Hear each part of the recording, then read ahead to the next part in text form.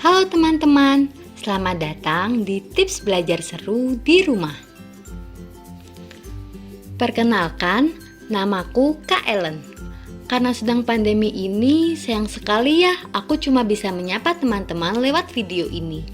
Aku juga nggak bisa ke sekolah, nggak bisa bermain bebas dan harus pakai masker. Teman-teman mengalami hal yang sama kan? Jadi, jangan lupa untuk selalu pakai masker kalau lagi keluar rumah dan rajin jaga kebersihan ya. Pertama, aku mau tanya nih, kira-kira waktu besar nanti teman-teman mau jadi apa? Ada nggak sih yang pengen jadi dokter, polisi, guru, pemadam kebakaran, atau mungkin jadi presiden?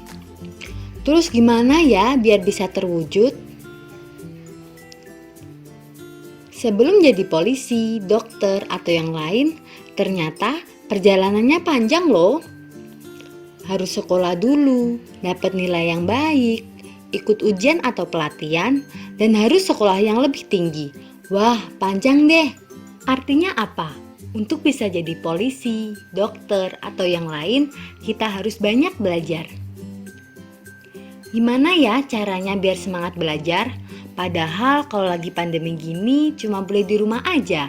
Jadi cepet bosen. Lebih enak nonton TV kan? Di sini Kak Ellen punya tips supaya teman-teman tetap semangat belajar. Yang pertama, tentukan hukuman. Loh, kok hukuman sih? Bukannya malah serem? Nah, maksudnya teman-teman bisa lebih tegas, tapi juga ngasih hadiah buat diri sendiri. Misalnya untuk hukuman, kalau aku nggak belajar, aku nggak boleh menonton TV. Kalau aku sudah belajar, boleh aku bermain game. Tapi tetap harus jujur ya. Yang kedua, mencatat nilai ujian. Biasanya hasil belajar kalian bisa dilihat lewat nilai ujian kan? Teman-teman bisa mencatat nilainya supaya tahu apakah nilainya naik atau mungkin turun. Dengan ini bisa melihat sendiri hasil belajar yang sudah dilakukan. Ketiga, manajemen waktu. Manajemen waktu artinya teman-teman harus bisa mengatur waktu agar nggak kebablasan ketika melakukan kegiatan. Teman-teman bisa mengatur waktu dengan membuat jadwal kegiatan, kapan waktu bermain, belajar, dan istirahat. Misal, jam 7 sampai jam 10 untuk sekolah. Kemudian jam 10 sampai jam 11 istirahat makan. Dilanjut mengerjakan tugas lain sampai jam 12 dan seterusnya. Keempat, menjaga kebersihan tempat belajar. Untuk tips ini, gampang loh, sederhana tapi cukup berpengaruh. Teman-teman bisa membersihkan dan menata tempat belajar supaya lebih nyaman buat dipakai belajar lama. Atau mungkin didekorasi juga biar nggak bosen. Untuk tips terakhir, teman-teman bisa mengajak orang di sekitar. Bisa didampingi orang tua, atau mungkin kelompok belajar bersama teman. Terkadang belajar melalui video yang diberikan guru atau sekedar baca buku nggak cukup bagi kita untuk bisa memahami materi.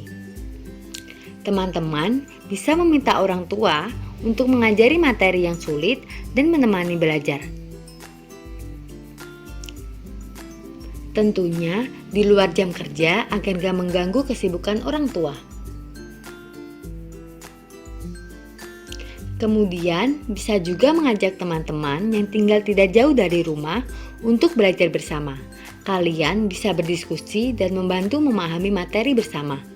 Tapi ingat, tetap perhatikan protokol kesehatan ketika berkumpul ya. Bagaimana? Beberapa tips dari Kak Ellen cukup mudah kan? Teman-teman boleh mencoba satu persatu kalau terlalu sulit dilakukan bersama. Jangan patah semangat ya. Jadi, semoga tips belajar dari Kak Ellen bisa membantu teman-teman untuk kembali menumbuhkan semangat belajar meskipun online. Sampai di sini dulu ya. Jangan lupa jaga kesehatan dan kebersihan.